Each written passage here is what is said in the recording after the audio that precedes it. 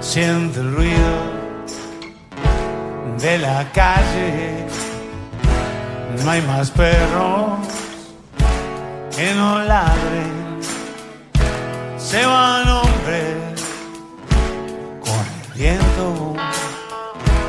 Nada espera ni un momento. Los vapores de la aduana. Arriba, gente. La basura ciudadana. Los pedazos de una noche. Los amores. La noche del búho. Si querés capacitarte en bienestar y terapias corporales, 2026 es el año para impulsar tu camino profesional de forma independiente. Elegí masaje integral y auxiliar en kinesiología, auriculoterapia integral, digitopuntura, drenaje linfático, reflexología, masaje estético y técnicas de spa, aprendizaje práctico y presencial, pensado para vos. Inscribite hoy. Consulta a la web o llama 2409-1515 o por WhatsApp 091 49 15 15 de Mapá Tres Cruces. Caminos del Agua, deportes y recreación. Navegamos en canoa los humedales de Santa Lucía. Ecoturismo en el oeste de Montevideo. Escuela de canotaje en Santiago Vázquez. Seguinos en Instagram, @CaminosDelAguaUy o comunicate al 091-335-990. Escuela de canotaje en Santiago Vázquez. Presenta Arazul para su línea Asepsis. Desinfectante de amplio espectro. Utilizado en la industria alimenticia como bodegas, lácteos, frigoríficos, tanto para lavado de maquinarias como para envases y locales. A diferencia de amonios cuaternarios y lejías, Asepsis no deja residuos tóxicos ni clorados. Es de rápida acción y muy fácil eliminación. ¿Tenés una cervecería artesanal? Asepsis se encarga de proporcionarte una desinfección efectiva en minutos. Ideal para fermentadores, botellas y equipos de envasado. Mantén tu espacio cervecero impecable. Asepsis es amigable con el medio ambiente. Es la opción perfecta para los cerveceros que se preocupan por su producto y la sostenibilidad. No dejes que la contaminación arruine tu arte. Llámanos al 2-222-3910 arazul.com o arazul@arazul.com. La noche del búho. Amigas y amigos de la Noche del Búho, ¿cómo están? Una vez más aquí desde el Museo Támaro y también para 970 Universal con la Noche del Búho. Nos podés ver también por YouTube, por Facebook Live y por la Red CUTA, la Cámara Uruguaya de Televisión por Abonados, que con más de 80 canales en todo el país sintoniza 970 Universal, ahora con la Noche del Búho. Estamos en la mesa con la vez de los poetas, con nuestro amigo Fernando Villalba. Bienvenido. ¿Cómo estás? ¿Cómo está Beatriz allá atrás? La veo muy ocupada con los controles, en fin, totalmente, la sí. Producción la lleva ella. En este marco místico. En este marco, acá en esta ciudad. Del Museo Támaro y de la Casa Támaro, que estamos arriba de Casa Támaro, ¿no? Arriba por ahora. Abajo se acuñan las medallas. Exacto. Desde 1888. ¿Qué le parece? Y usted con un año más. Exacto. Lo tenemos, como le dije por la radio. No con 88, pero... Que sean muchos y que esté yo aquí para felicitarlo. Para festejar, exacto. Pero es muy lindo esto de el transcurrir del tiempo. Sí. Parece que es una ilusión, de acuerdo a los últimos descubrimientos matemáticos. Físicos y matemáticos, sí. Esperemos que se pueda revertir. ¿A usted a qué edad le gustaría volver? ¿A qué edad volver con la frente marchita? Lo agarré de sorpresa. A los 33. 33 años. Sí. Este libro, por los tiempos de José Mujica, como lo dice su nombre y como estoy cansado de aclarar, no se trata de un libro sobre José Mujica. Exacto. Ni sobre política, mucho menos partidario. Es una novela prácticamente de autoficción, como se dice ahora. Es ficción basada en las vivencias. En las vivencias propias. Sí. Y tiene como hilo conductor, sí, frases y reflexiones de José Mujica, Sí, sí. lo cual no implica nada Nada político. ni a favor ni en contra. Exacto, son exacto. cuestiones filosóficas. Ahí está, es el Mujica filósofo y que en este libro trae acotado algunas relacionadas al Día del Padre, ¿no? Exactamente, es un libro donde la parte de la paternidad se trata explícitamente a través de anécdotas que involucran al padre del protagonista y a su vínculo con el padre, y también simbólicamente Sí. a través de, bueno, Mujica, que no deja de ser un patriarca, Sí, mal que pese, sí, ¿o no? totalmente. Realmente fue para muchos un patriarca del Uruguay y fuera del Uruguay. Más en los últimos tiempos, ya más viejito, más calmo, más filósofo, ¿no? Claro, fue bajando los ímpetus Sí, sí. a través del tiempo y bueno, hay que reconocer que eso no todo el mundo lo ha logrado. Sí, Hay gente que se ha quedado en sí. lo que estaba 80 años atrás y siguen. Y sí, exacto. Pero no, bueno, él tuvo esa capacidad y bueno, hay que reconocérselo. Y también hay alusión simbólica y explícita al Padre, a Dios. Hay escenas que involucran la religión, la abuela del protagonista que está con las amigas de la Legión de María que van a rezar un rosario justo a la casa, Al living.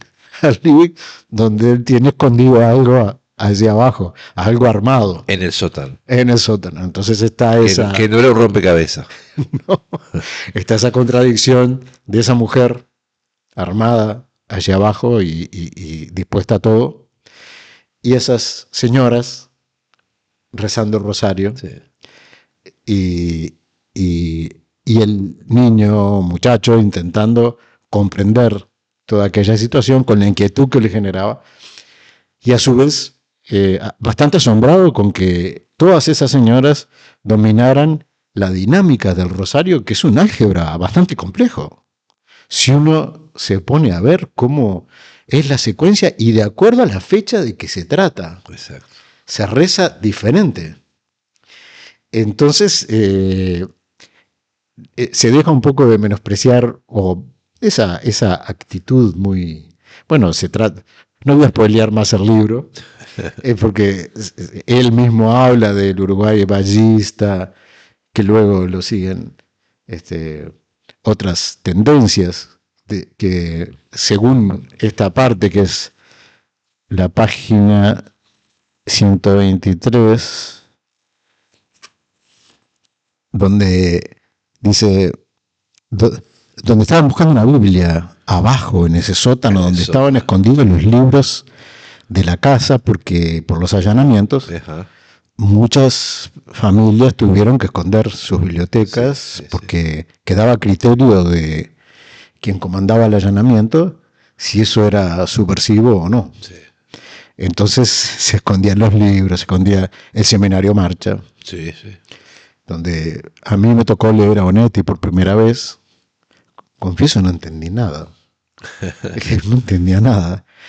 Leía que el cuento, que no era de Onetti, Onetti de hecho, por lo que recuerdo, votó en contra de ese cuento, ¿Ah, sí? de premiarlo. El cuento que provoca el cierre de Marcha. Pero lo leí, tampoco entendí nada. Creo que hoy sigo sin entenderlo. Bueno, y allí se dice, es cierto, acá afuera tampoco tenemos Biblias, en casa no hay ninguna, cosas de antiguos ballistas, Sí. dice el protagonista. Y ahí la mujer le dice, de anarquistas, maoístas, marxistas y una lista infinita de resentidos de Dios. No le perdonan que sea imposible de entender y que de eso no se puede inferir que no exista. ¿Entendemos al universo? No. Y eso no implica que el universo no exista. Todos los días algún telescopio, alguna nave espacial nos da una sorpresa. ¿Entendemos el átomo? Tampoco. Y acá estamos repletos de ese vacío material que deja el núcleo y allá lejos los diminutos electrones que ni siquiera son bien materia, sino una nebulosa de probabilidad. Y todo el cuento, ¿no? ¿Y qué hay en el medio? La nada. ¿Y qué es la nada? Creas o no, por más hiperdoctorado en la mejor universidad del mundo que seas, tus conocimientos van a darse siempre contra los misterios. Sí. Un buen punto de partida para la sabiduría es tomar conciencia de que vivimos insertos en esos infinitos misterios. Me deja pensando, dice el protagonista, ¿no? Y dice, no solo en ese momento, me dejará pensando meses, décadas, me dejará pensando hasta el día de hoy. Y aquí una frase de Mujica que dice, la vida es la aventura de las moléculas. Venimos de la nada y vamos a la nada. La aventura es el cacho en que estamos vivos. Pero como es algo cotidiano, no le solemos dar el valor que tiene y en realidad es la cosa más valiosa de todo lo que podemos tener. Sí, él siempre filosofaba con esas cosas del tiempo, ¿no? El tiempo, la materia. Sí, la materia, sí. Recuerdo cuando estuvo en la Junta Departamental y le entregaron un premio a los 3 expresidentes, estaba en la calle, estaba Sanguinetti y estaba él. Él dijo, esto es muy importante para nosotros 3 hoy en día, dijo, porque dentro de 100 años nadie se va a acordar de este momento. Por supuesto. Y acá, cuando habla explícitamente del padre, dice Mujica, cuando tenés hijos, como querés que no les falte nada, les termina faltando vos. Cuando no tenés ni para ir a un partido de fútbol con el gurí porque estás preocupado por la máquina de cosas y le resultás casi desconocido. Y bueno, lo dicho le trae recuerdos al protagonista de cuando papá lo llevaba al estadio, a la tribuna Colombes, y escuchaba el susurro de los relatos Carlos Solé y Geber Pintos, que se mezclaban con el pregón del cafetero, el vendedor de refrescos, y el gauchito del talud, quien recitaba a la vez que ofrecía los folletines humorísticos. El apellido era Modernel. Dice, papá también nos llevó pocas veces al estadio, pero cada ocasión fue un valor esquivo a cualquier intento de cálculo. Allá íbamos el partidario nacional, yo de Peñarol. Igual me invitaba a los partidos de Peñarol, en los que él soportaría las victorias del eterno rival. Y yo las festejaba. También me tocó ver a mi padre gritar los goles de Artime para Nacional y estarme a su lado en un silencio mezcla de rabia y admiración. El artillero Artime. Y por ahí va, por los tiempos de José Mujica, como ven, me parece bastante adecuado para un obsequio al papá. Están todas las librerías, se puede comprar por internet, mañana el sábado hay entregas, en fin, están las distintas plataformas de ventas. Mercado Libre, por todos lados. Y hay gente que me ha dicho, estoy esperando que me lo presten. Y yo le digo, ¿y de qué vivimos los autores nacionales? Claro. Porque, ¿verdad? Es lindo tenerlo en la biblioteca, tenerlo ahí en la mesa de luz, darle una leidita todas las noches. El libro físico. Ahí está. Bueno, muchas gracias entonces. No, gracias a ti. Ahora vas a interpretar con Leonel entonces algunos fragmentos y dichos de Mujica, justamente. Los dichos de Mujica que están en el libro, para que quede claro de qué se trata. Perfecto. Bueno. Y aparte tenemos una musiquita ahí una música en el piano que nos acompaña. Con Leonel. Con Leonel Bettinelli al piano, nada menos, una honra. Muy bien, así que vamos a ese momento y luego volvemos con más La Noche del Búho. La Noche del Búho. Amigas y amigos de La Noche del Búho, ¿cómo están? Una vez más aquí desde el Museo Támaro con todos ustedes. En esta oportunidad tenemos al piano de Leonel Bettinelli y aquí estamos con el amigo Villalba. Nos van a interpretar frases del libro Por los tiempos de José Mujica. ¿Vamos a escucharlos?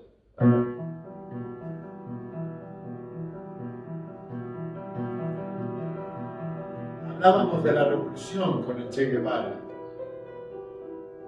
Me decía, a ustedes no se les ocurrirá hacerla en verano, con las playas que tiene.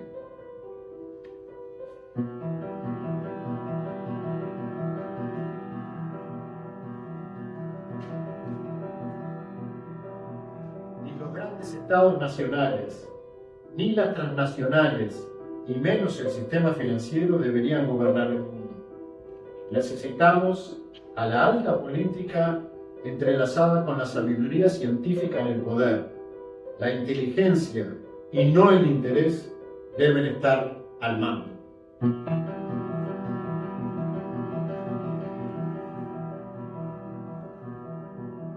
Es la cosa más linda entrar a un banco con una pistola calibre 45. Así todo el mundo te respeta.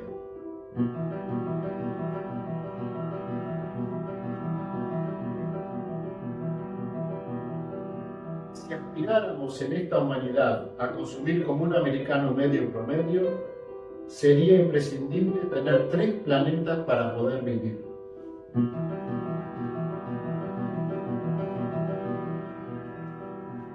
Qué poema más lindo que una mujer desnuda.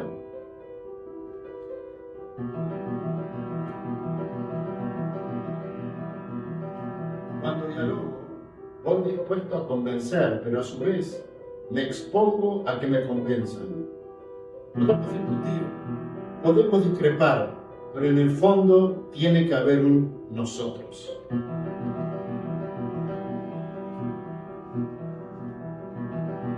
Lo inevitable no se lloriquea. Lo inevitable hay que enfrentarlo. A veces el camino más largo es el viaje más corto.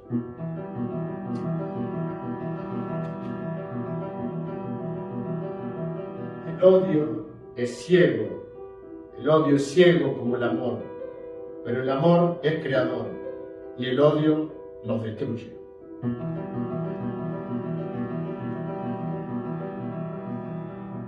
Cuando vivimos una atmósfera de peligro, donde está en juego a cada paso la libertad y la vida, nos aferramos al amor, porque la naturaleza biológica nos lo impone.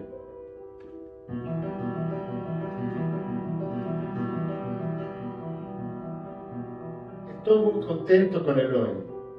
Me tiene abrumado el pasado mañana. En eso la naturaleza es sabia. Cuanto más joven, sos más tonto. Cuando somos más viejos hemos aprendido algo, pero ya el cuerpo no responde. Queda reflejado en la Ilíada, donde todos esperan el discurso de Néstor, que era el rey de una islita piojosa, pero era el más viejo.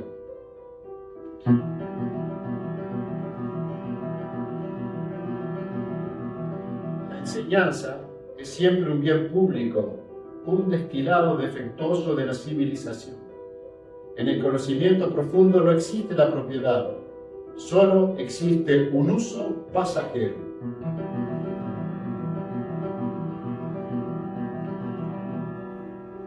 La democracia es el mejor sistema que hemos inventado hasta ahora, pero es una porquería porque nos promete jurídicamente una cosa que después está lejos de concretarse. Y por último, en los calabozos descubrí cosas como esta. Las hormigas gritan y cualquier rata se puede domesticar. Muy bien. Gracias, Lionel. Fuertes las frases, son las que sirven, las que hilan el libro, que, insisto, no es sobre José Mujica. Es una historia de los tiempos del levantamiento del cual participó José Mujica. Lo usamos como marco temporal y discursivo. Gracias y seguimos con La Noche del Búho. La Noche del Búho.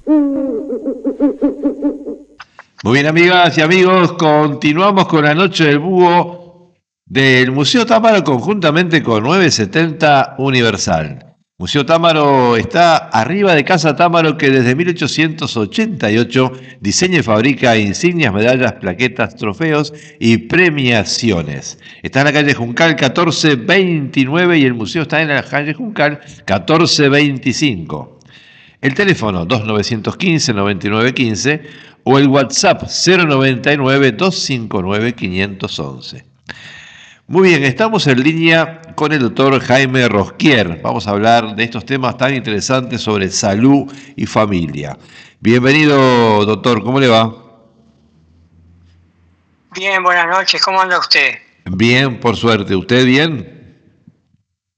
Bien. Me alegro. Yo, para empezar el día de hoy, Sí. voy a dar algunos mensajes de internet que me llegaron por unos amigos y hermanos Sí. que tienen alusión al tema. Voy a dar dos mensajes. Primero, uno que dice así: la vida enseña. La tristeza te enseña a valorar la felicidad. El caos te prepara para amar la paz. La ausencia te hace extrañar la presencia. Así es la vida. Nada bueno llega sin lo malo. Y esa dificultad que ahora parece imposible son el puente hacia algo maravilloso. Porque lo mejor siempre llega después de los momentos más difíciles. Esto es alusivo a las transformaciones de la familia en el siglo XXI. Ajá. Y algo que yo quiero decir es que va en contra del dicho de Tabaré Vázquez que decía que el tren pasa una sola vez en la vida. Y no, acá en internet me dice otra cosa. El tren no pasa una vez en la vida. Pasa todos los días, a cualquier hora y en cualquier lugar. Solo tienes que subirte a él cuando decidas cambiar tu destino.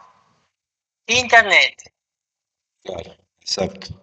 Con esta introducción,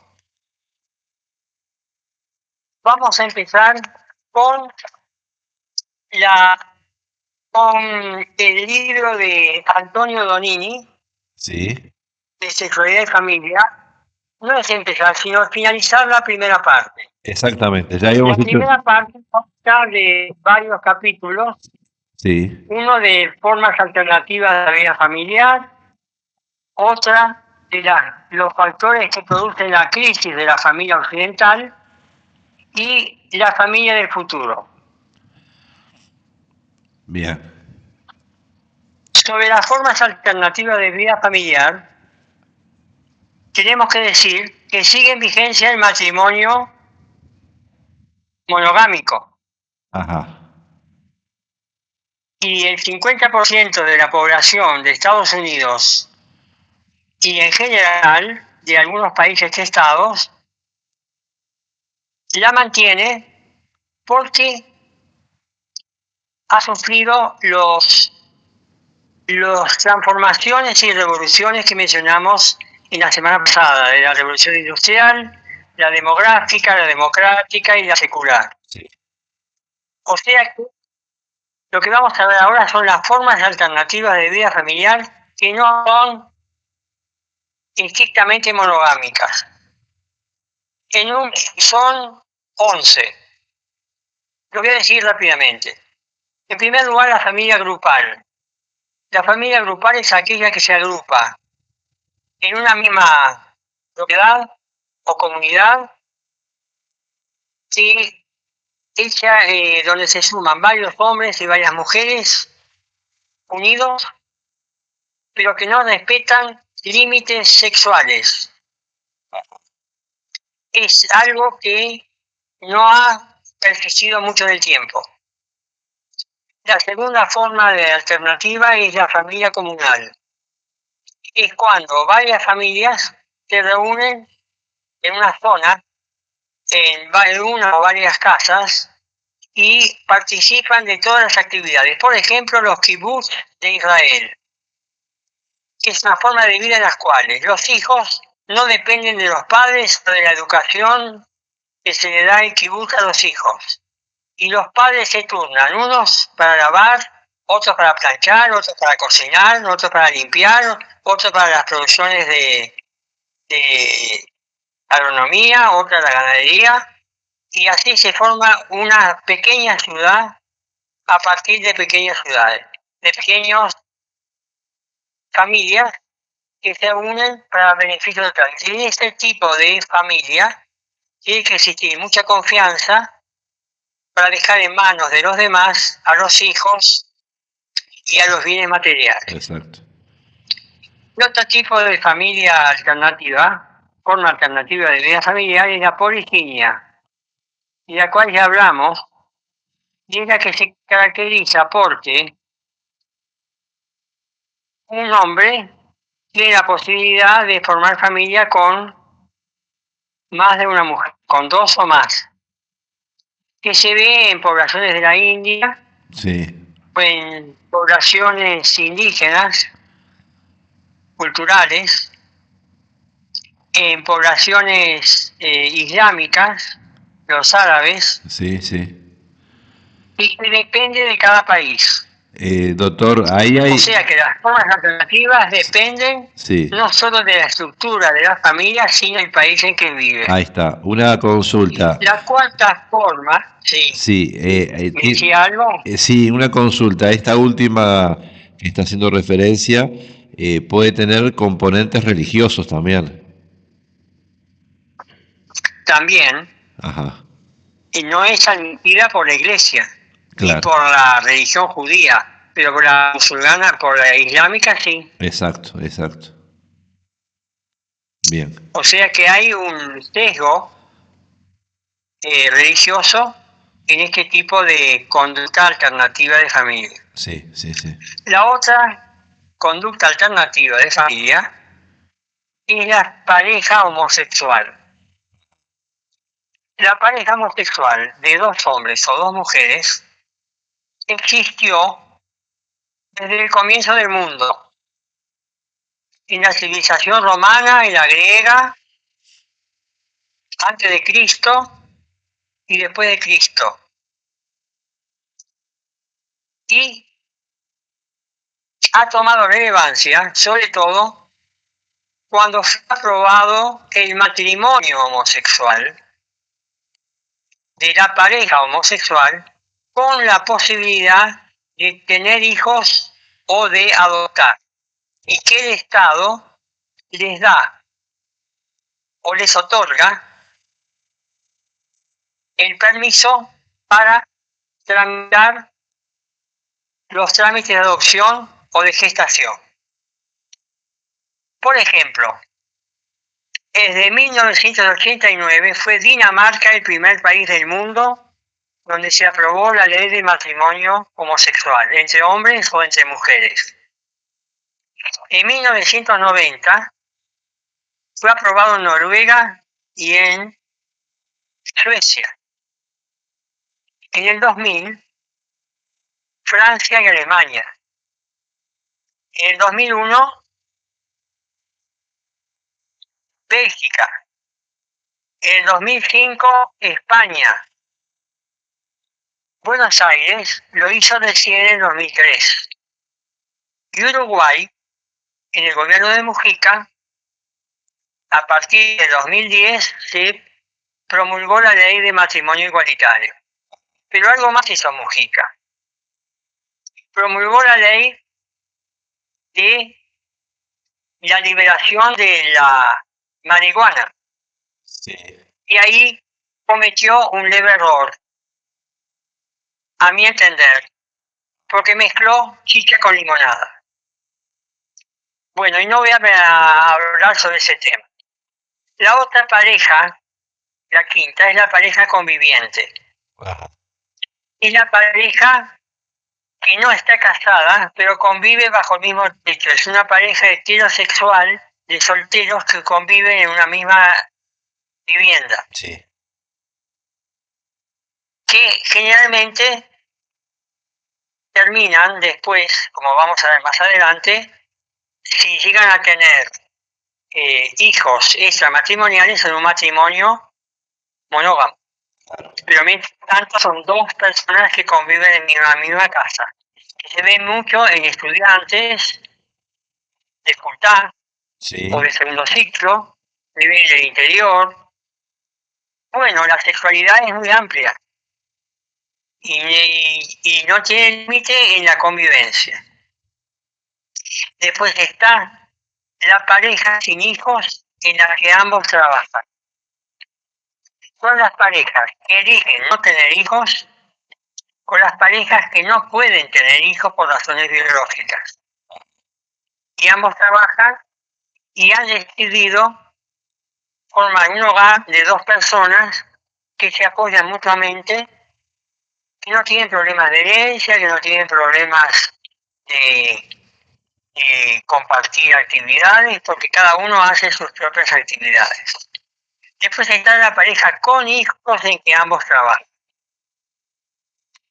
Este tipo de pareja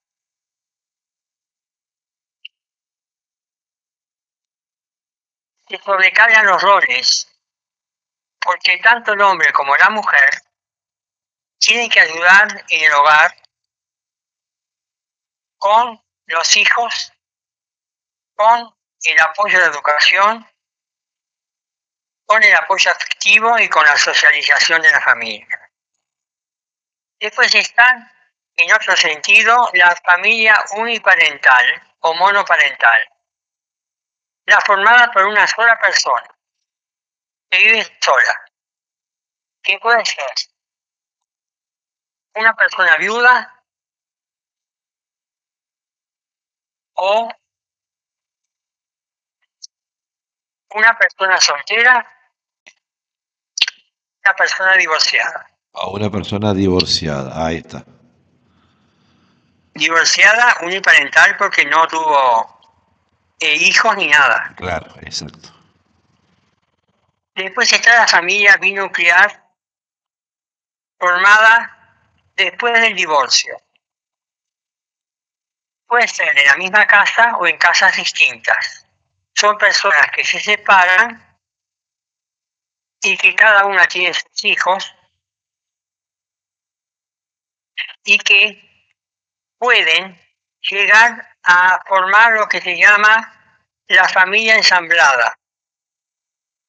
Es lo mismo que la película Más barato por docena, en que cada uno aporta sus 6 hijos y de los 6 hijos de cada uno se forman 12. Esa es una familia ensamblada, formada por 2 familias con los hijos de ambas familias. Pero hay otro tipo de familia ensamblada, que es la familia que es con el mismo apellido. Por ejemplo, de a los abuelos que ven con los hijos casados y con los nietos casados en la misma casa porque es muy grande. Doctor, una pregunta. La familia ensamblada, la familia ensamblada tiene los hijos de cada cónyuge, pero también puede tener los propios, ¿no? Había una película de Cary Grant que se llamaba Los tuyos, los míos y los nuestros. Claro, ahí está. Y ahí viene el problema de quién es el favorito y quién no. Claro, sí. Es el problema de celos. Que generalmente con buenos afectos y con una buena valoración de cada una de las personas, los celos desaparecen. Pero los celos son, digamos, normales hasta cierto grado. Porque una persona que es celotípica, cela porque dice, qué bueno, a mí me gustaría ser como tal forma, voy a esforzarme por ser como tal persona. Pero si la persona es xenófoba y dice, no, como tal persona es superior a mí, yo voy a tratar de eliminarla, y eso es un factor xenófobo contrario al normal. Bueno, pero no voy a entrar en ese tema. Yo lo que quiero dar es el último tipo de pareja que apareció en el siglo XXI y hace poco, que se ve por televisión, que lo dicen algunos actores de televisión y de teatro, que son las parejas abiertas.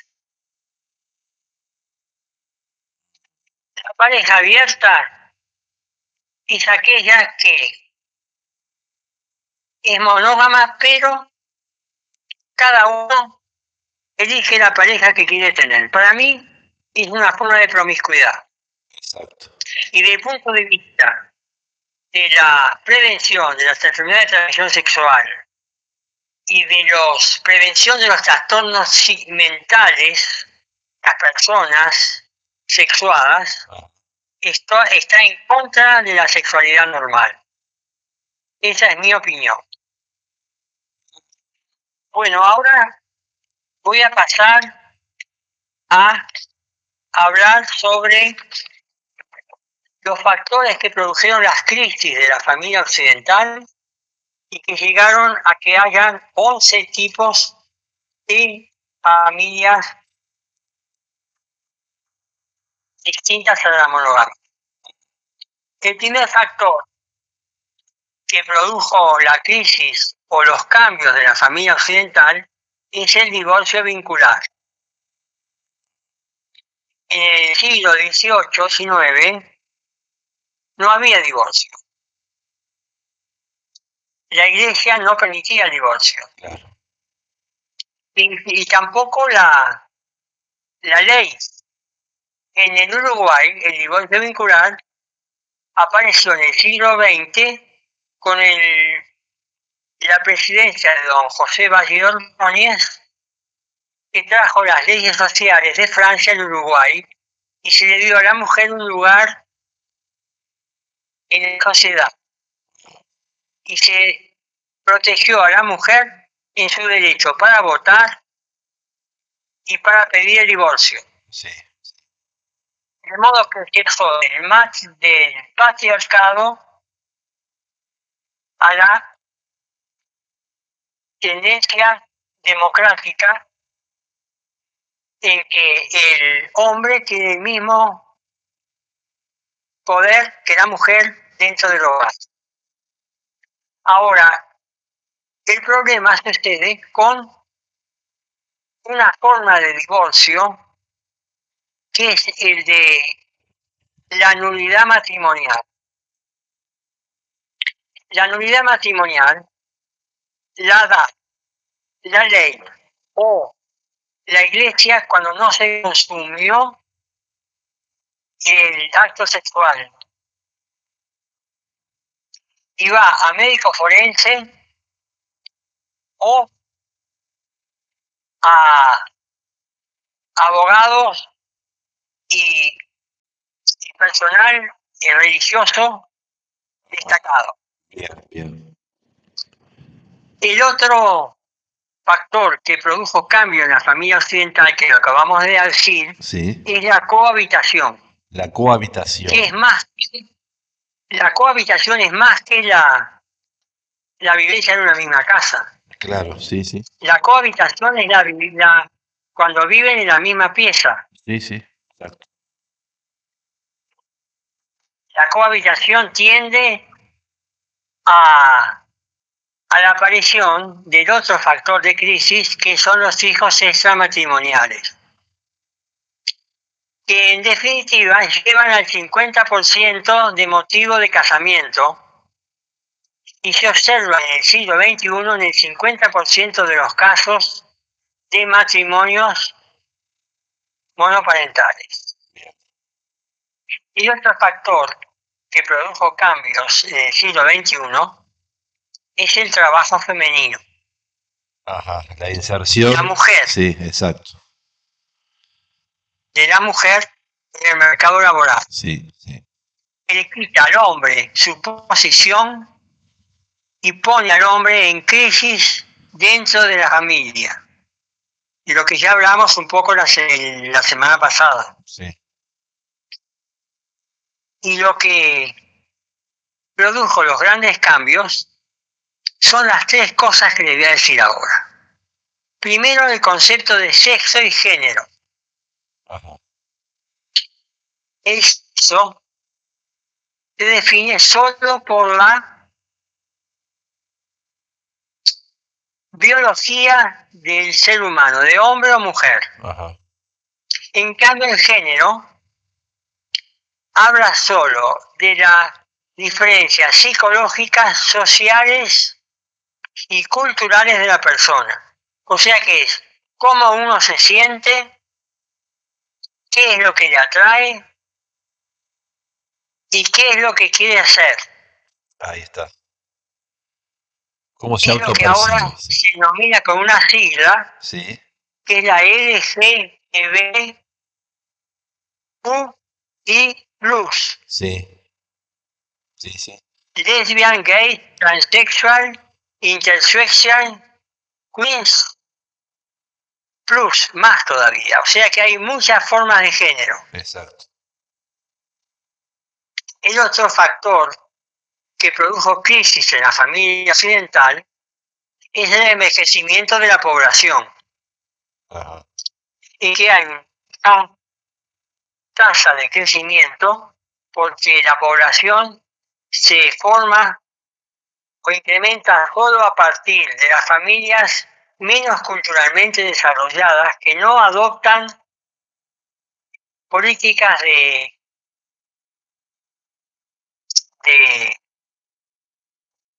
uso de anticonceptivos. De ningún Y tipo. entonces la población, además de envejecerse, baja su porcentaje de natalidad con una población culturalmente más baja.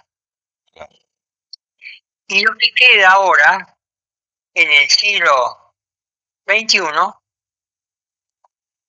producto de las grandes metrópolis, se ve en todos los países del mundo, en Uruguay también, Sí, es que el 50% de la población se dirige a la gran ciudad, a la capital. Y acá en Uruguay el 50% hasta Montevideo y el 50% en los demás departamentos del país. Lo mismo pasa en los grandes países. sí, sí, claro. Y aparecen acá lo que se llaman los solos y solas, Claro. que son los hogares unipersonales. El hogar unipersonal, ya dijimos, que puede ser una persona soltera que decide vivir solo. Y fíjese que la construcción hoy en día construye monoambiente. Sí, sí, Para una persona que tiene su cama, su ropero, su cocina y su baño en un solo ambiente. exacto. Que puede recibir alguna visita en una mesa o en la propia cama, pero nada más. Exacto. Sí, Y eso se ve en estudiantes, en docentes, sí, sí. en personas solteras, personas que quedan sin padres, huérfanos, o que han disuelto una relación sentimental. Exacto. Entonces, la familia occidental ha sufrido muchos cambios. Dentro de ellos, el cambio más importante ha sido el concepto de género. Sí, sí, exactamente. ¿Cómo se autopercibe? Claro, es como uno se siente, Sí, si se siente como varón o como mujer. ¿Qué le atrae? ¿La mujer o el varón? ¿O le atrae el travesti, el que tiene todo, ajá, que tiene senos artificiales y pene de hombre? sí, Y ojo, no confundir travesti con travestido, con transexual y con homosexual. claro, sí, sí. Son todas cuestiones limítrofes que solo un especialista se puede poner a enfocar. Y yo no lo voy a hacer en este momento porque sería meterme en un terreno donde no me quiero meter. Bien, muy bien. Tenemos que ir redondeando, Bueno, Jaime. yo lo que voy a Sí, Sí, justamente. Vamos al capítulo 5, que es la familia del futuro. En el futuro, sí, estudiando la sexualidad, la diferencia entre sexo y género, y los cambios de la sociedad, y los roles machistas y feministas, la familia actual enfatiza que la unidad básica de la sociedad sigue siendo la familia monoparental. Eso es lo mismo que la célula en el cuerpo humano. No podemos negarla.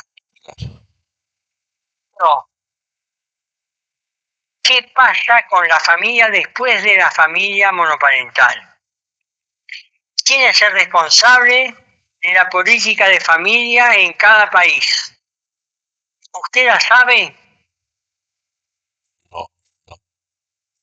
¿Quién es el responsable? Bueno, yo tampoco.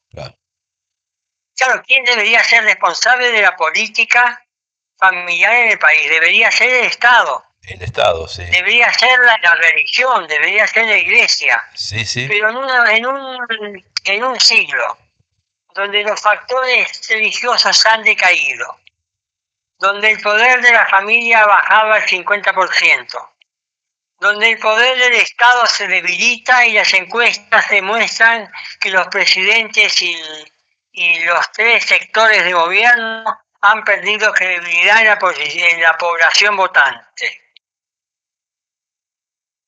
Para mí, para cerrar esto, diría que el futuro de la familia, la posmodernidad, que es el momento actual, es incierto.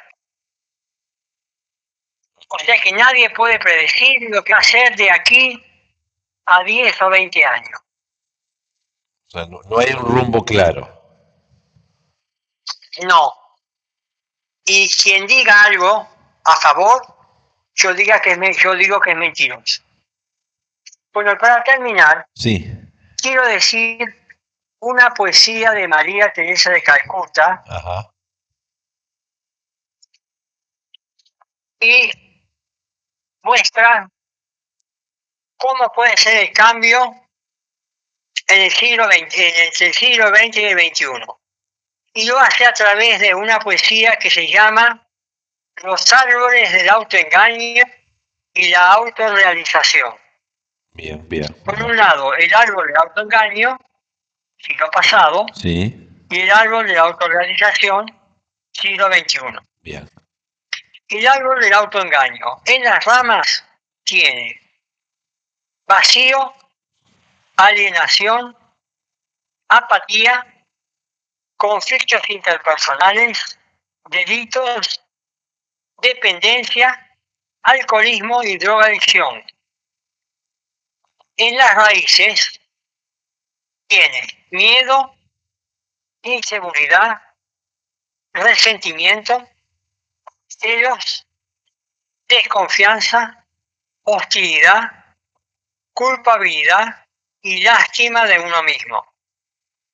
Pero en el siglo XXI, el árbol de la autorrealización, en las ramas tiene determinación, salud, alegría, automotivación, satisfacción, aceptación, realización y creatividad. Y en las raíces tiene caridad, amistad, perdón, amor, gratitud, amabilidad, valor y confianza. O sea que, y esto agrego yo, el afecto va a mitigar las crisis y los cambios de la familia occidental. Bien. Y con esto finalizo. Muy bien, muy claro, Jaime, muchas gracias como siempre. Y bueno, nos encontramos la semana próxima en el streaming del Museo Támaro, ¿les parece? Sí, la semana próxima tengo temas muy interesantes. Bien. Voy a hablar de la masculinidad y de los mitos y falacias sexuales existentes en agentes educadores, en familia y en la escuela. Bien, muy interesante. Que es algo muy interesante porque nos va a tocar a todos como padres o como docentes. Ahí está, perfecto. Muy bien. Entonces nos encontramos el próximo viernes aquí en en el streaming del Museo Támaro, conjuntamente para 970 Universal. Muchas gracias, doctor Jaime Muchas Rosquier. gracias a usted. Gracias a usted y a todo el equipo. Saludos a todos. Hasta pronto. Gracias, Jaime. Muy bien, Adiós. ahí tenemos la palabra del doctor Jaime Rosquier hablando de salud familia. Muy interesante el tema de hoy. Nosotros vamos a una pequeña pausa y ya volvemos con más La Noche del Búho. La Noche del Búho. Si querés capacitarte en bienestar y terapias corporales, 2026 es el año para impulsar tu camino profesional de forma independiente. Elegí masaje integral y auxiliar en kinesiología, auriculoterapia integral, digitopuntura, drenaje linfático, reflexología, masaje estético y técnicas de spa, aprendizaje práctico y presencial, pensado para vos. Inscribite hoy. Consulta a la web o llama 2409-1515 o por WhatsApp 091 49 15 15 de Mapá Tres Cruces. Caminos del Agua, deportes y recreación. Navegamos en canoa los humedales de Santa Lucía. Ecoturismo en el oeste de Montevideo. Escuela de canotaje en Santiago Vázquez. Seguinos en Instagram, @Caminos del Agua UI. O comunicate al 091-335-990.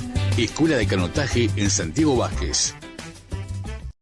Presenta Arasul para su línea Asepsis. Desinfectante de amplio espectro. Utilizado en la industria alimenticia como bodegas, lácteos, frigoríficos, tanto para lavado de maquinarias como para envases y locales. A diferencia de amonios cuaternarios y lejías, Asepsis no deja residuos tóxicos ni clorados. Es de rápida acción y muy fácil eliminación. ¿Tenés una cervecería artesanal? Asepsis se encarga de proporcionarte una desinfección efectiva en minutos. Ideal para fermentar, botellas y equipos de envasado. Mantén tu espacio cervecero impecable. Asepsis es amigable con el medio ambiente. Es la opción perfecta para los cerveceros que se preocupan por su producto y la sostenibilidad. No dejes que la contaminación arruine tu arte. Llámanos al 2-222-3910 arasul.com o arasul@arasul.com.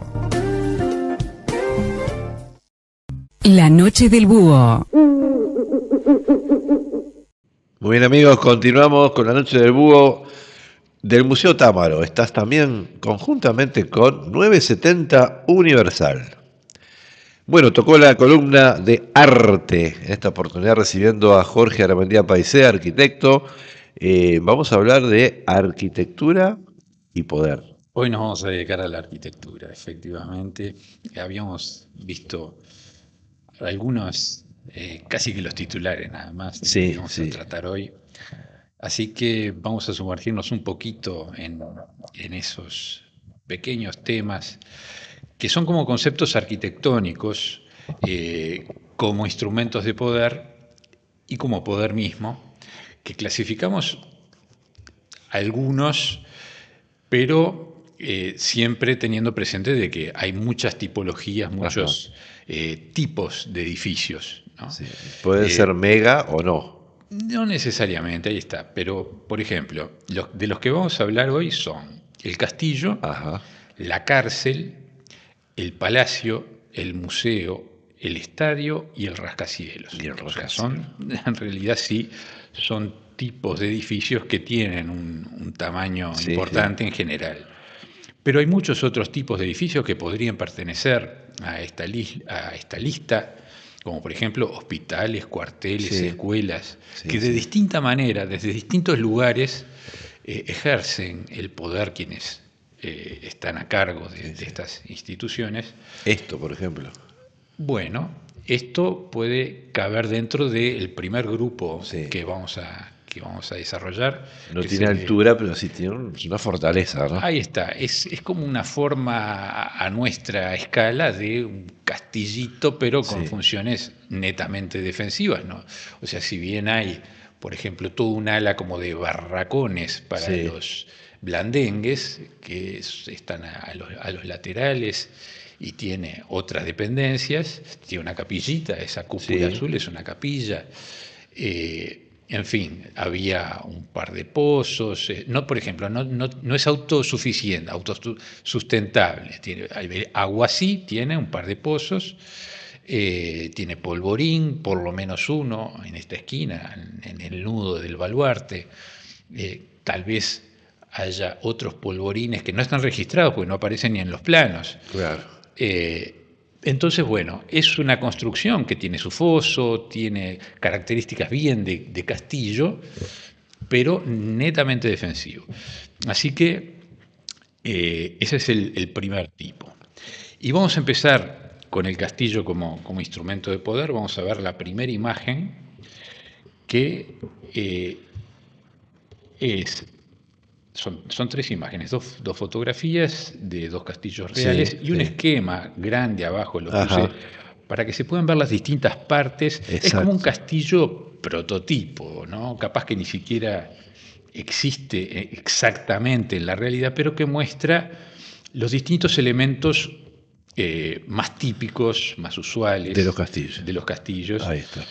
Y que además nos va a servir para explicar el tipo siguiente, el de las cárceles, que lo tomé justamente para tener como referencia, porque hay muchísimo en común con esta tipología de las torres, de las esquinas. Del castillo, que es la muralla. La muralla. O sea, en vez de para que entren, para que no salgan, ¿no? En vez de afuera para adentro, de adentro para afuera.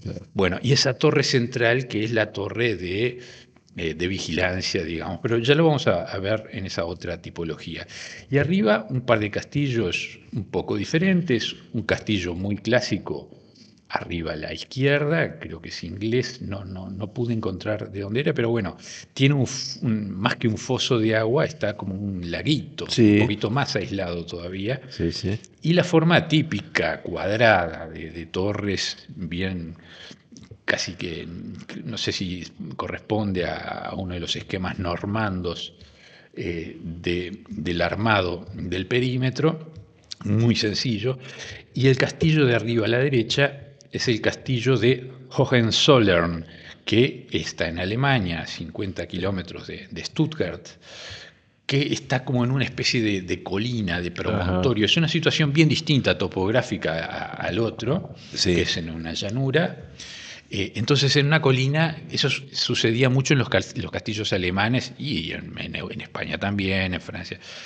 Pero por entonces, la geografía del lugar. Claro, el estar en una elevación, tener todo un dominio visual de todo el entorno, no solo hace que desde lejos tú puedas ver el castillo, sino que tú tengas un dominio visual sobre todo lo que sucede a distancia. Cuanto más al horizonte puedas ver, tanto más tiempo tenés para prevenirte de un posible peligro. El típico de las películas de misterio, ¿no? De terror, Frankenstein, Drácula, castillos en colinas. Bueno, sí, también corresponde a este tipo de situación de enclave topográfico.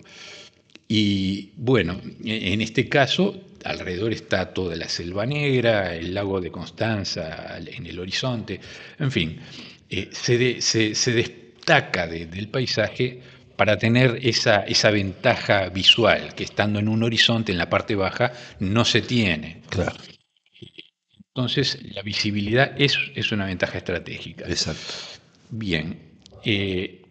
Bueno, y cumplían funciones militares defensivas y civiles a veces, ¿no? Porque el castillo muchas veces era como el centro de un centro poblado, un pueblo que era como parte del mismo organismo, ¿no? Era el punto defensivo de toda una población. Entonces, en épocas de posibles asedios y demás, se tocaba alguna campana, me imagino, y todo el pueblo alertado se metía dentro del castillo para protegerse, porque venían las hordas bárbaras y capaz que prendían fuego todo ese pueblo, casas de madera, de techo de paja, todo mucho más rústico. Y entonces la edificación en piedra más segura era ese castillo, que además solía ser autosustentable hasta cierto punto. Era como un refugio y la casa del señor de esa región, como un núcleo defensivo. Eran como feudos, ¿no? Era bueno, ahí está, pequeños feudos. Ahora voy a desarrollar un poquito ese concepto justo. Y además el castillo funcionaba a nivel territorial como un mojón jurisdiccional del reino, ¿no? El reino era era la sumatoria de todas esas regiones. Entonces en cada localidad había uno de estos mojones que tenían como un radio de acción, ¿no? Entonces cubrían el territorio defensivamente u ofensivamente, llegado el caso. Y construir un castillo era tomar posesión sobre el territorio, apropiarse de la tierra y gobernar sobre ella. El castillo era una herramienta civilizatoria. Los ingleses, ya desde el año 1066, que fue cuando realmente en la época ya de los normandos se instalaron en el territorio, tuvieron como esa política de ir colonizando toda Inglaterra, toda la región, por lo menos hasta el muro de Adriano, con castillos como para generar como esos núcleos de control, ¿no? No solo de civilización, sino de control, bastiones militares, pero que también cumplían con el tiempo funciones culturales, políticas, sociales. Y eran como los primeros peajes. En Alemania estaban los ríos que pegaban sus vueltas, sí, y entonces en lugares específicos, en enclaves, estaba el castillo y bueno, el comercio era por río, porque la topografía era muy irregular, pero el río era lo más fácil, ¿no? A través del río no había, digamos, no había trabas en esos recorridos, eran como carreteras fluviales. Y los castillos eran los peajes. Y bueno, y así funcionaban económicamente, ¿no? De eso en parte vivía esa región, de cobrar impuestos en distintas secciones. Y eran las rutas comerciales. Bueno, los castillos son una evolución de la fortificación habitable. Esto es más cercano a la fortificación habitable. Es más, en el caso de Colonia del Sacramento, que también hubo su fortaleza, nosotros tuvimos, creo que lo he mencionado alguna otra vez, nosotros tuvimos de Sudamérica 2 de las 4 ciudades completamente amuralladas de toda Sudamérica. Nosotros acá en este territorio tuvimos 2 de esas 4, Montevideo y Colonia. La otra era Callao, más arriba, y la cuarta era Cartagena de Indias, que era la más grande. Bueno, pero Colonia empezó siendo toda una fortaleza de madera, una empalizada de madera, que era lo primero que se conseguía, hacer toda una estructura de madera, barro, y con el tiempo se sustituía a la piedra. Y de esa edificación, yo fui a la Comisión de Patrimonio, digamos, de Colonia para ver si había más información, y no quedó rastro de esa primera edificación, físico, porque al ser materiales tan perecederos, el barro con el tiempo no queda nada, y la madera se quema, lo que sea, se pudre. Era como una construcción precaria en el tiempo, pero que cumplía su función en cambio de esto plazo. Quedan vestigios porque entonces piedra. Esto era lo que sustituía, y esto dura 1000 años. Eterno, sí. Hay castillos que ya tienen más de 1000 años. Tenemos algunos castillitos acá, ¿no? Castillitos, bueno, no, de Piria, pero no, esos ya son más decorativos. Nunca cumplieron funciones defensivas como esta, ¿verdad? Ahora la Fortaleza de Santa Teresa, sí. Fortaleza de Santa Teresa, ahí está. En el territorio tenemos el Fuerte de San Miguel, la Fortaleza de Santa Teresa, y alguna puestito más. El San Miguel, que le dicen el Fortín. Fortín, ahí está. Hay algunos. Pero bueno, los más importantes son y el de Colonia, que bastante vapuleados fueron. Sobre todo, bueno, el de Colonia ha pasado por todas las... Ese también, pero lo han deshecho no sé cuántas veces. Bueno, los castillos son una evolución de la fortificación habitable.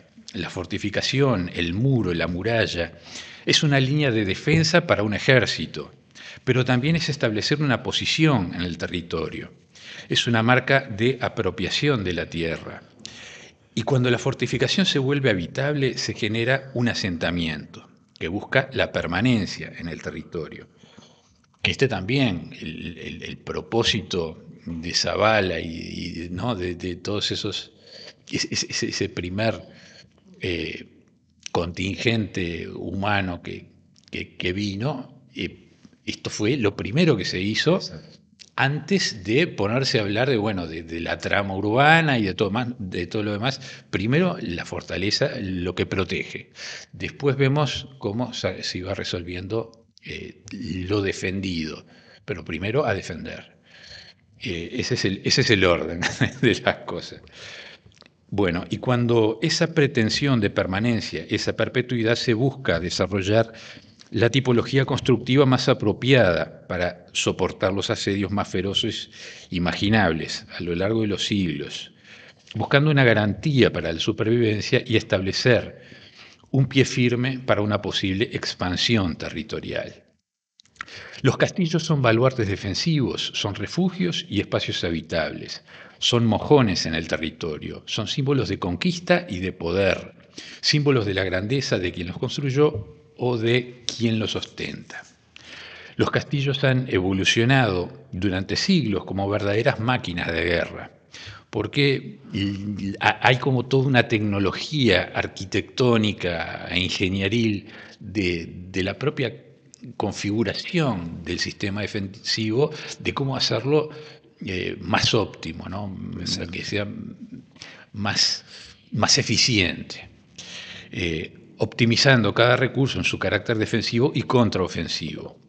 Cuanto más inexpugnable, mayor el mérito y la gloria, además, ¿no? Un castillo que nunca haya sido vencido, es una cocarda importante. Sí. Bueno, un territorio se va conquistando a medida que se va colonizando, y esa colonización empieza a hacerse efectiva estableciendo un perímetro de castillos sobre el territorio. Se genera como una barrera virtual entre los elementos. Además, cada castillo está gobernado por un señor. Vamos a la época medieval ahora, ¿no? El señor feudal, a quien hay que pagarle un tributo por la defensa y protección de la tierra.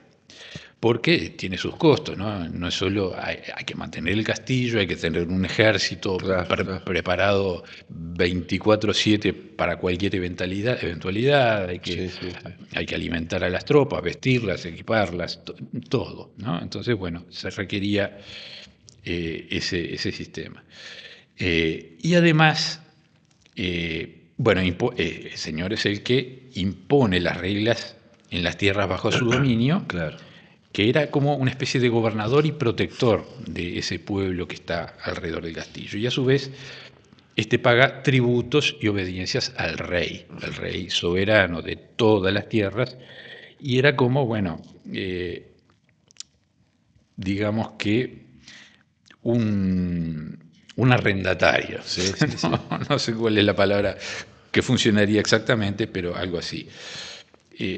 Entonces, cuando el rey lo requiere, presta auxilio militar cuando fuera necesario, ya que el rey es el verdadero dueño de todas las tierras y el señor es como un arrendatario con una cantidad de recursos y potestades. Entonces, tiene su cuota de poder, su influencia, sus responsabilidades, pero le debe esa especie de obediencia y también servicios al rey. Claro. Bueno, y ahora vamos a pasar a un tipo de edificio que es la segunda imagen que vamos a ver, que es un collage de el tema cárceles. La cárcel deriva del anterior, de el castillo, en buena parte, porque, si recuerdan el esquemita ese que tenía todas esas señalizaciones, estaba la muralla y una torre en el medio, la cárcel, en este collage hay dos imágenes abajo que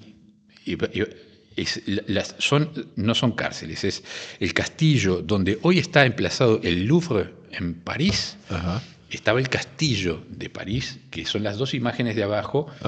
Abajo a la izquierda el castillo original, que es un cuadrado, el perímetro fortificado, y una torre cilíndrica en el medio que había un foso que se llega a ver ahí. Sí. La torre está rodeada por un foso no muy grande, pero un foso al fin.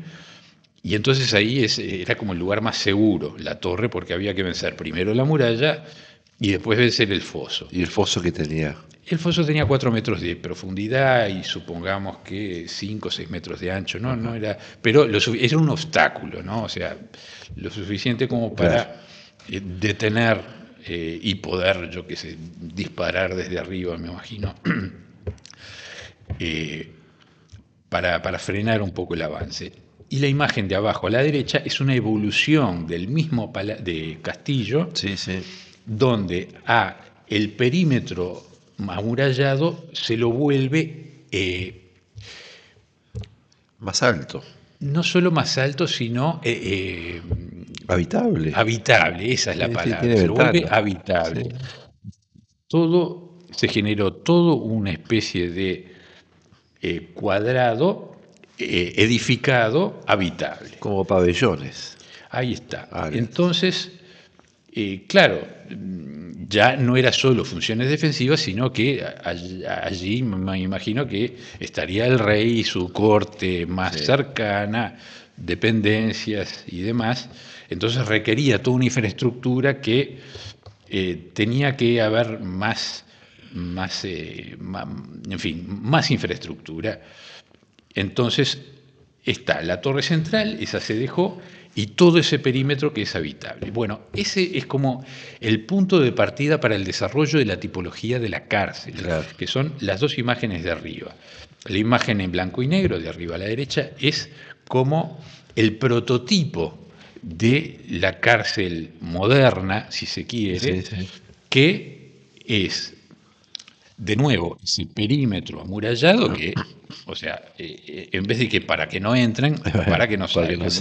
O sea, están todos los reclusos dispuestos en esa especie de estrellas, son esas líneas de habitaciones, ¿no? Esos pabellones llenos de celdas, los celdarios, y que convergen en ese centro que es como la torre de los esquemas de abajo del castillo.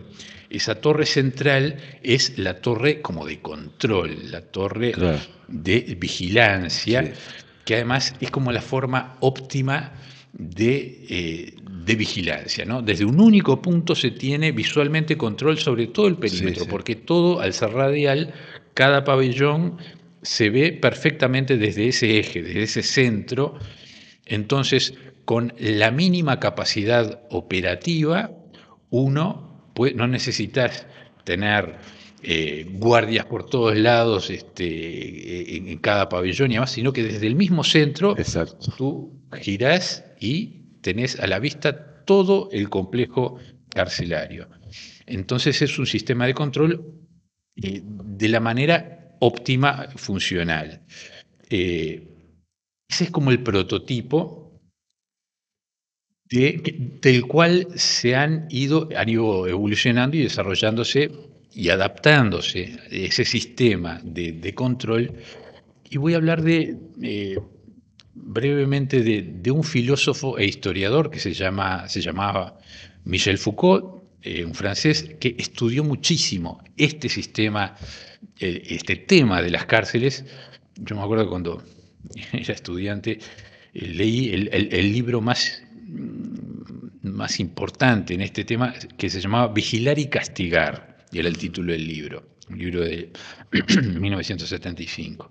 Entonces, él hace todo un análisis de los mecanismos sociales y teóricos detrás de los grandes cambios de los sistemas penales occidentales de la era moderna.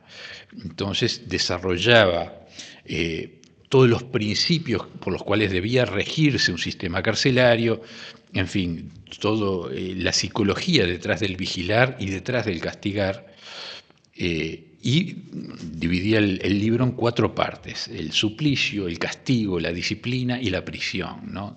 Cada una con sus reglas, sus consecuencias, en fin. Y toda una cantidad de principios que debía cumplir la cárcel, de corrección, de clasificación, de modulación de las penas, del trabajo como forma, como obligación y como derecho, de la educación penitenciaria, del control técnico de la detención, en fin, algo sumamente específico para esa función. Y la imagen de arriba a la izquierda, muchos la deben haber reconocido, es la cárcel de Miguelete, que es muy parecida a ese esquema de estrella, donde está ese centro, que es el centro de vigilancia, los pabellones en forma radial, y hay un perímetro que más o menos se puede llegar a ver, que es perpendicular, digamos, a cada una de esas alas correccionales, a los celdarios. Entonces, bueno, la imagen prototipos de la época de la Ilustración, pero hasta el siglo XX se seguía usando casi que al pie de la letra. Exacto. Bueno, entonces, tenemos los dos primeros tipos, el castillo y la cárcel. Tengo que ir redondeando. Bien, entonces queda para la próxima 4 tipos más. Para el próximo bloque ahora. Para el próximo bloque. Bueno, entonces capaz que desarrollamos un par más para el próximo bloque. Vamos a seguir con el Palacio. Bien, nosotros hacemos una pequeña pausa y continuamos con más arquitectura y poder. La noche del búho. Muy bien, amigos, continuamos con la noche del búho del Museo Támaro y 970 Universal. Estamos en la columna de Jorge Alameda Parisé, arquitectura y poder. Ya vimos castillos, vimos cárceles. Vamos a seguir con palacios. Que los palacios, en parte, es como una evolución de la idea del castillo, pero ayornado a las necesidades de su tiempo, que es poquito posterior. Primero estuvieron los castillos, alrededor de los primeros son del siglo X. Los palacios arrancan ya a fines de la Edad Media y principios del Renacimiento. Ahí fue como un poco el auge, y ya después en el Barroco se disparó el tema, ¿no? Pero vamos a ver la primera imagen, que es un collage de 4 palacios muy distintos unos de otros. Arriba, a la izquierda, está el Palacio de Schwerin en el estado de Mecklemburgo, en Alemania, que para mí es el palacio más lindo. Es como, viste, el de Walt Disney. Es toda una fantasía. Bueno, esto es en la realidad, ¿no? Con funciones reales, es como eso, ¿no? El palacio así más perfecto, más, en fin, más poético, muy lindo, como arquitectura, que está en una islita rodeado de un lago y tiene los jardines del otro lado. Cruzás un puentecito y del otro lado también jardines con sus laguitos, con sus canales, ¿verdad? Canales, muy complejo, y todo muy, muy ornamental, muy decorativo, porque ya es una lógica distinta, ya no es la lógica defensiva del castillo, sino que la cosa corre por otro lado. Vivienda. Bueno, ahí está, en parte. Digamos que rememora simbólicamente la función defensiva del castillo, porque tiene sus torres, el tipo de envolvente es una envolvente maciza de piedra, calada, sí, porque tiene ventanas, pero conserva un poco la lógica esa de organización del edificio. Tiene fosos de agua, torres, almenas, todo eso lo conserva, pero ya tiene, es como una evolución funcional y estilística, más apta para la vida de la corte, vida social, arte, cultura, otras cosas que en el castillo no se daba, era mucho más militar la cosa, ¿no? Acá ya está o el señor o el príncipe o, en fin, el soberano, con su corte, con todas sus necesidades. O sea, es como una especie de pueblo adentro del edificio, ¿no? Bueno, y es una demostración de sofisticación, de lujo y poder. Una herramienta de ostentación y competencia, según la jerarquía del castillo y la jerarquía de su dueño. Exacto. En tiempos posteriores, en que monarquías devinieron en democracias parlamentarias, por ejemplo, este castillo de Schwerin, de arriba a la izquierda, hoy funciona como el Parlamento de Mecklemburgo. O sea, se cambió la función. Sigue siendo una función de poder, pero pasó de una función de la lógica de un reinado con todos sus escalafones sociales a, bueno, una cosa ya más de gobierno del pueblo, digamos. Después vamos a hablar de las otras imágenes. Está arriba a la derecha el castillo de Versalles, que, bueno, es de los palacios, de los más impresionantes que se hayan hecho por el despliegue de recursos. Se fue haciendo además a lo largo de los distintos reinados, el más prolífico, el de Luis XIV, que expandió todas esas alas del palacio hacia el infinito, porque es una cosa que iba para todos lados, y los jardines también, jardines que terminaban en el horizonte con líneas de jardines y fuentes y arboledas. Majestuoso, como entonces, se dice. era como el centro del universo, aquello. Era tremendo. Bueno, después, es una lógica distinta, ya casi previo a la Ilustración, ¿no? Después, abajo a la izquierda está la Alhambra, que es en España. La Alhambra está en Granada, que está como en una especie de promontorio en el terreno, que es una lógica distinta a los dos anteriores, que están como casi en una llanura. Entonces es como la Alhambra lo que tiene es que se fue. Los árabes en España estuvieron 800 años. Entonces, la construcción de todo este complejo de la Alhambra se fue haciendo en el tiempo. Entonces hay incluso ruinas y vestigios de construcciones anteriores a lo que se ve aquí. Es como entonces ecléctico. Más o menos, no, mantuvieron una coherencia bastante grande a lo largo del tiempo, pero se fue haciendo como un palimpsesto, ¿no? Una capa arriba de la otra y arriba de la otra, hasta que terminó esta configuración final, que es muy austera, nada que ver con el castillo que está arriba, el castillo de Schwerin, que es sumamente decorado desde afuera. Es muy, muy austero, muy tipo castillo desde afuera, cero decoración, y toda la decoración está hacia adentro del edificio, que es como la contracara, ¿no? Todo ese lujo de los árabes, el patio de los leones, el de la alcazaba, todos esos ornamentos y ese gusto por los detalles y el lujo a su manera, que tenían una sensibilidad espectacular para el arte, para la decoración, la arquitectura. Todo eso se demostraba puertas adentro, no hacia afuera. Y que lo mismo uno lo ve en los pueblos y en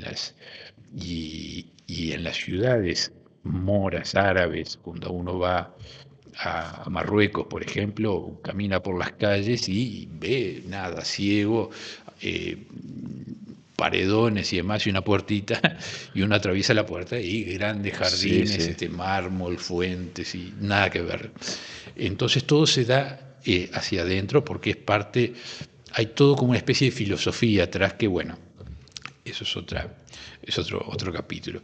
Y después la cuarta imagen, esta sí la conocen todos. Muy familiar. Es una foto antigua del Palacio Legislativo recién terminado. El nuestro. Nuestro único palacio de verdad, porque edificios con nombre palacio tenemos un montón. De Palacio Salvo, Palacio Rinaldi, en fin. Palacio Pilla. Pero esos son Palacio como Santos. Palacio Santos, hay cualquier cantidad. pero no cumplen con las condiciones reales de las que estamos hablando. Pero sí el Palacio Legislativo fue diseñado como Palacio de las Leyes, o sea, un palacio también para ejercer el poder legislativo, así, con todas las letras. Entonces se hizo específicamente como palacio. Ya en 1930, por ahí, la idea era que en el centenario estuviera con todo así funcionando. Entonces, esa foto es preciosa porque todo el entorno no había edificios altos, era todo barrio bajo, entonces se destaca notablemente el Palacio Legislativo. Bueno, entonces, muchas veces se considera a los palacios como una evolución tipológica y conceptual de los castillos, desarrollándose en la época renacentista, más o menos en el 1500 en adelante, ya adaptándose al concepto que nosotros tenemos ya de palacio, y adaptado a una forma de vida menos belicosa. Ya en la época barroca la función defensiva del edificio es más simbólica, y adaptados a una forma de vida más suntuosa y ostentosa. Los palacios cumplen más una función social, la función militar es diferente, los combates son por la vía diplomática a veces, y las batallas se dan en el campo de batalla.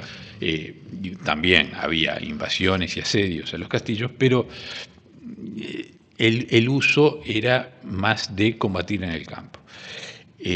Porque los palacios son como trofeos de guerra, ¿no? O sea, es parte del botín. Si tú arruinás el botín, es como un contrasentido, ¿no? La idea era apropiarse de esa joya.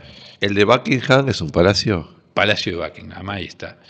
Sí, que también tuvo como toda su evolución, ¿no? Hasta, me imagino que principios del 900 y demás se seguían. Siempre se le van haciendo como agregados porque tiene unos jardines fenomenales. Pero sí, es un palacio de estos que estamos hablando. Los palacios cumplen más una función social. Bueno, esto ya lo habíamos mencionado, donde habita una evolución de los antiguos señores feudales. Ahora es la realeza y la aristocracia, príncipes, duques, condes, marqueses. Esos son como los dueños de los palacios, y los que cada uno además quiere marcar su impronta, ¿no? O sea, dejar una huella edificada, ¿no?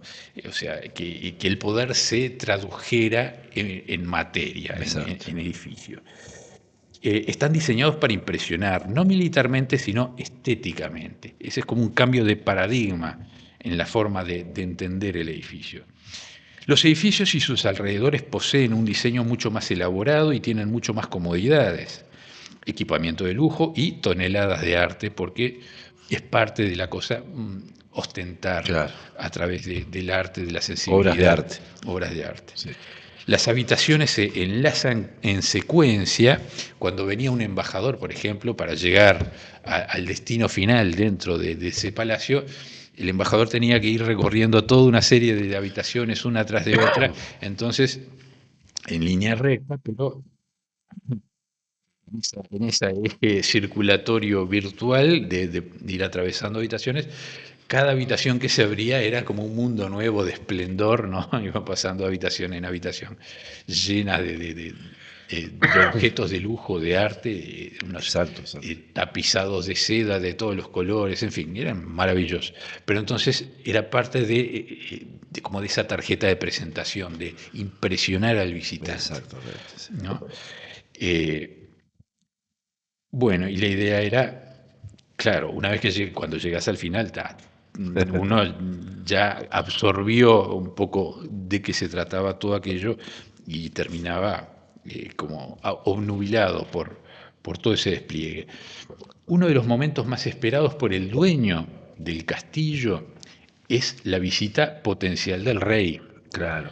En el recorrido por sus dominios, porque el rey cada tanto hacía todo un tour, y además, bueno, a ver en qué estado estaba la cosa en cada uno de sus sus comarcas. Era una rutina. ¿No? Ahí está. Y esta visita implicaba un fastuoso despliegue de recursos, ya que no solo se recibía al rey, sino también a toda su corte, a toda una comitiva, que a veces eran más de 1000 personas que acompañaban con todo el fasto y animales y, en fin, carruajes y cosas. Pero era algo que daba jerarquía al lugar y a la familia, ¿no? Porque eran familias. Y cuanto mejor impresionara el recibimiento, el edificio y sus jardines, tal vez se obtuvieran mejores favores. El castillo era una tarjeta de presentación en la máxima jerarquía social, una herramienta de poder y un gran símbolo de estatus. Bien, y por aquí dejaría ese tema de los castillos. Bien. Así que pasaríamos a un siguiente tipo de arquitectura. Vamos a mostrar imagen, que es un collage de museos de distinto tipo, porque acá es muy difícil armar los collages a veces porque hay tanta cosa interesante para mostrar que esa selección siempre es ingrata porque quedan afuera cantidad de cosas interesantísimas. Bueno, en este caso elegí a 1, 2, 3, 4 ejemplos en vistas de afuera y vistas de adentro.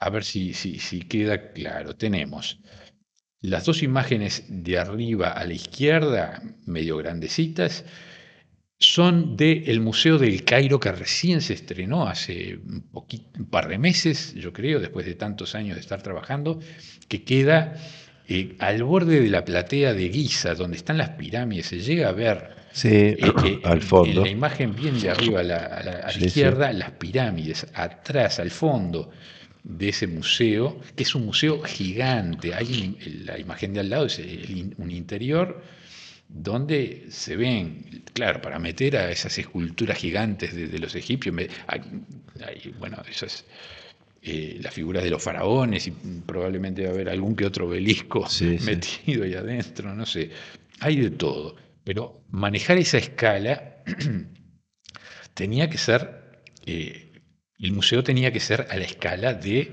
las obras que se está representando.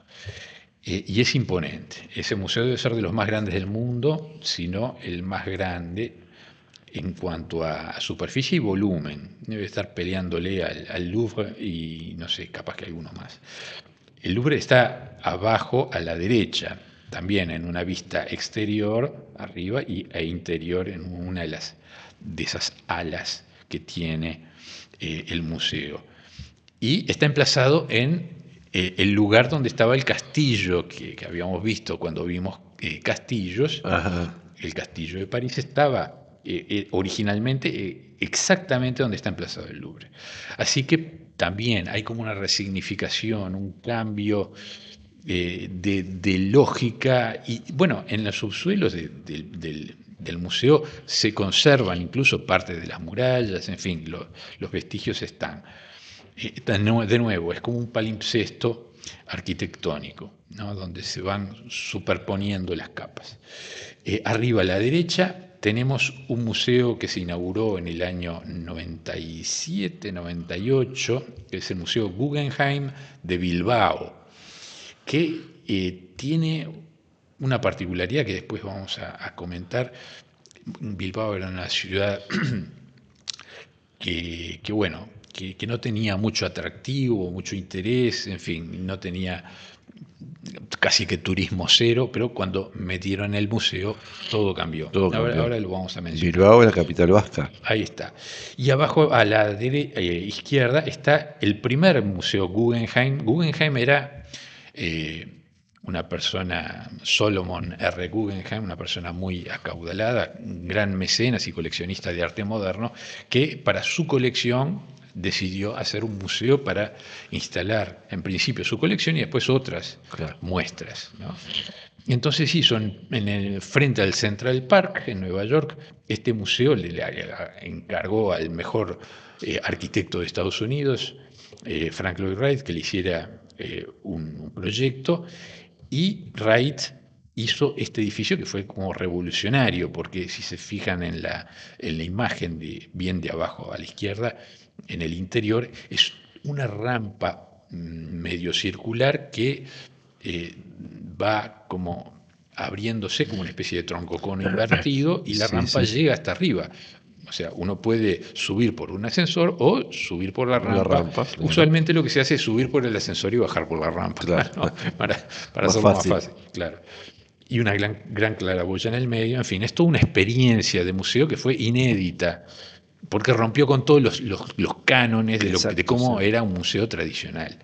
Bien, bueno, el Louvre, vamos a hablar un poquito, era el arquetipo de museo para las artes plásticas, un museo clásico de los primeros, el más importante de Francia y del mundo, ¿no? Arte, escultura, historia.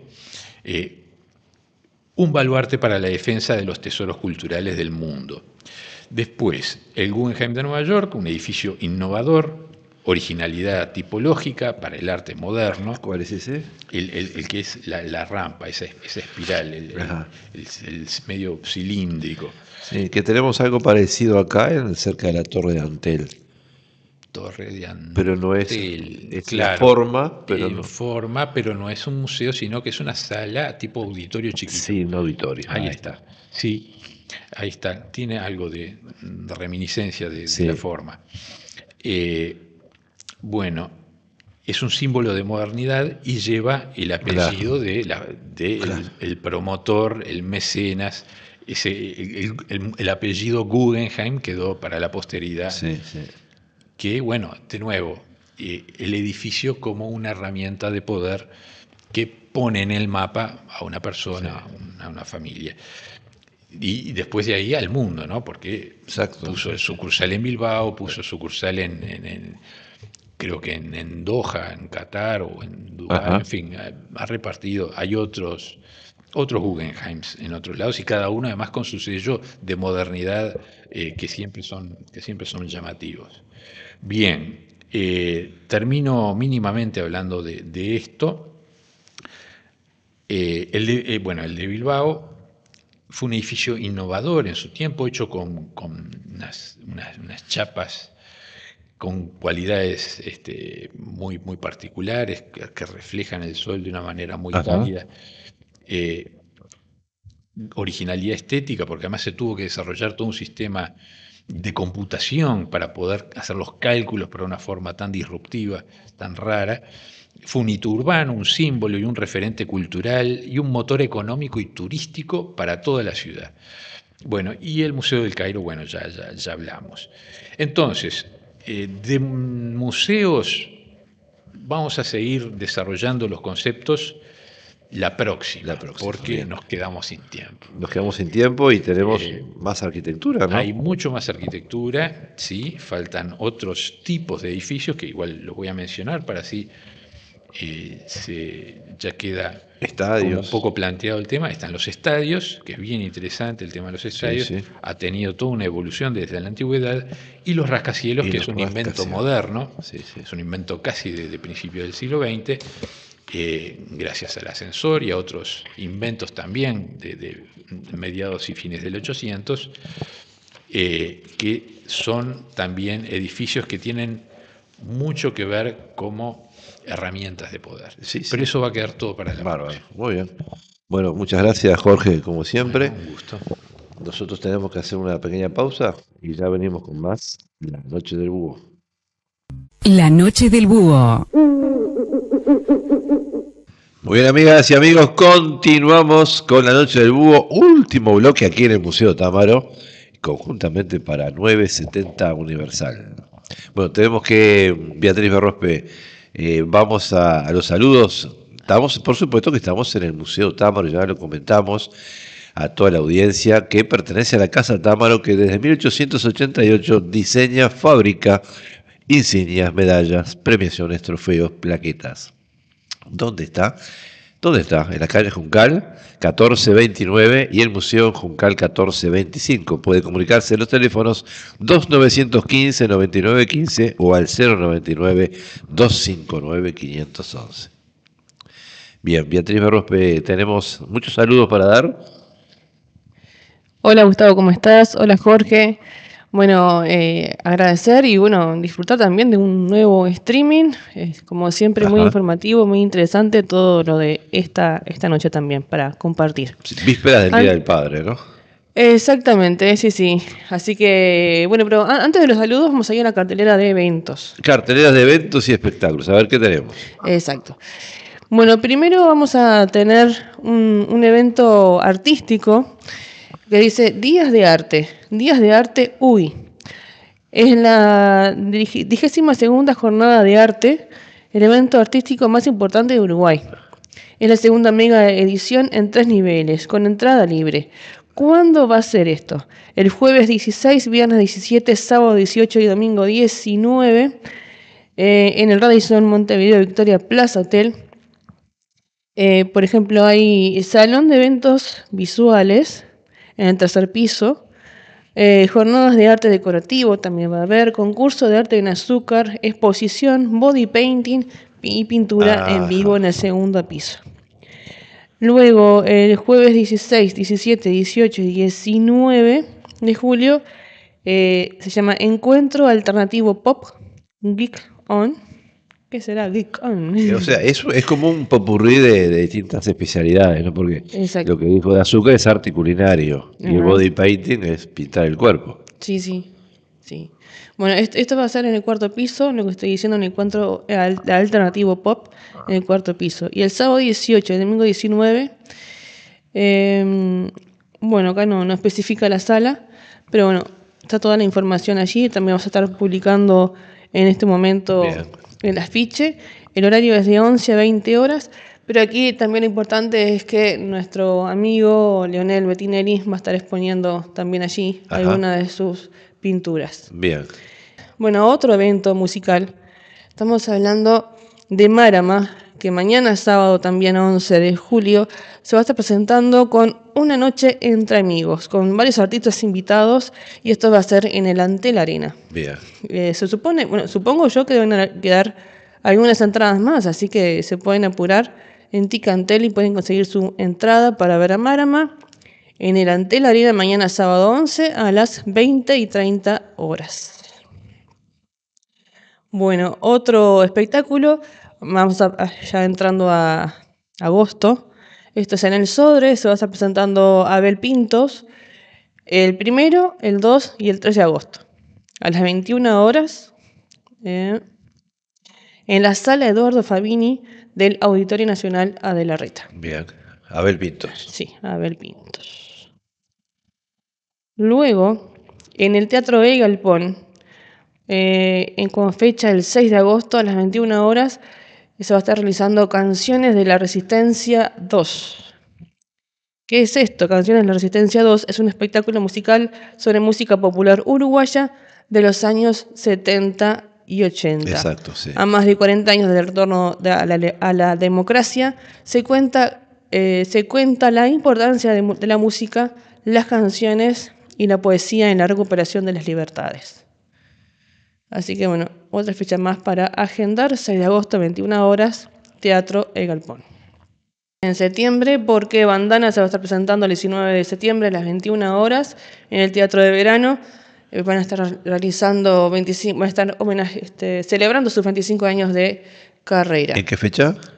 19 de septiembre. Va a estar más cálido ahí. Sí. ¿No? Y aparte vio que era una fecha, esta es una fecha reprogramada, ¿no? Claro.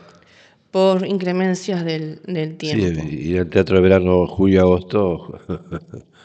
Y sí.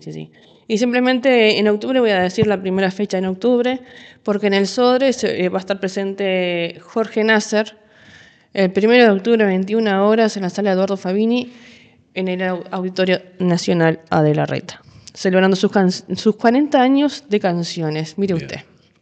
Bueno, y esto sigue, pero más adelante vamos a estar compartiendo también más detalles.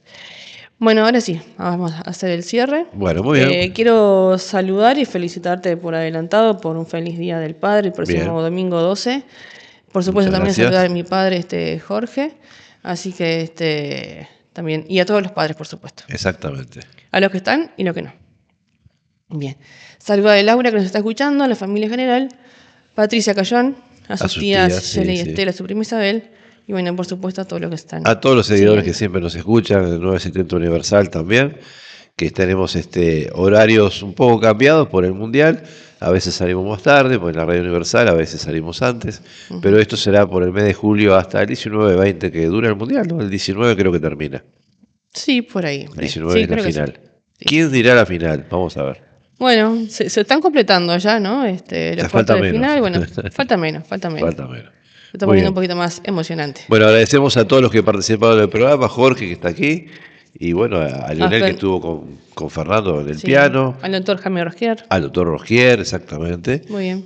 Así que Saludar también a Miriam Puigros. a Miriam Puigros, que seguramente en breve la tendremos aquí.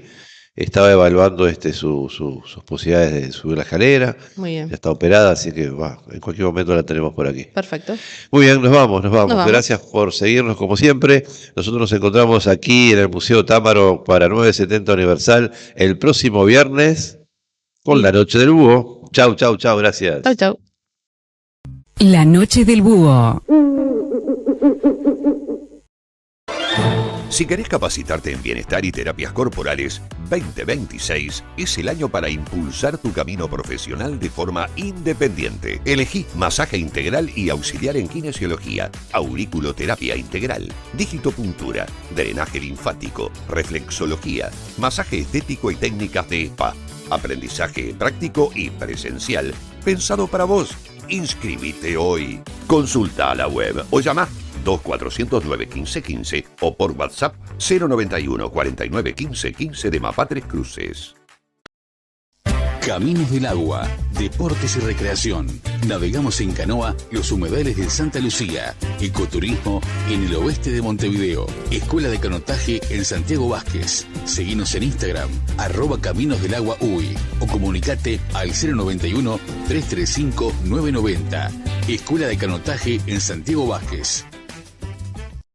Presenta Arasul para su línea Asepsis. Desinfectante de amplio espectro. Utilizado en la industria alimenticia como bodegas, lácteos, frigoríficos, tanto para lavado de maquinarias como para envases y locales. A diferencia de amonios cuaternarios y lejías, Asepsis no deja residuos tóxicos ni clorados. Es de rápida acción y muy fácil eliminación. ¿Tenés una cervecería artesanal? Asepsis se encarga de proporcionarte una desinfección efectiva en minutos. Ideal para fermentar, botellas y equipos de envasado. Mantén tu espacio cervecero impecable. Asepsis es amigable con el medio ambiente. Es la opción perfecta para los cerveceros que se preocupan por su producto y la sostenibilidad. No dejes que la contaminación arruine tu arte. Llámanos al 2-222-3910 arasul.com o arasul@arasul.com. La Noche del Búho. Siente el ruido de la calle, no hay más perros que no ladren, se van hombres con el viento, nada espera ni un momento, los vapores de la aduana, arriba gente. La basura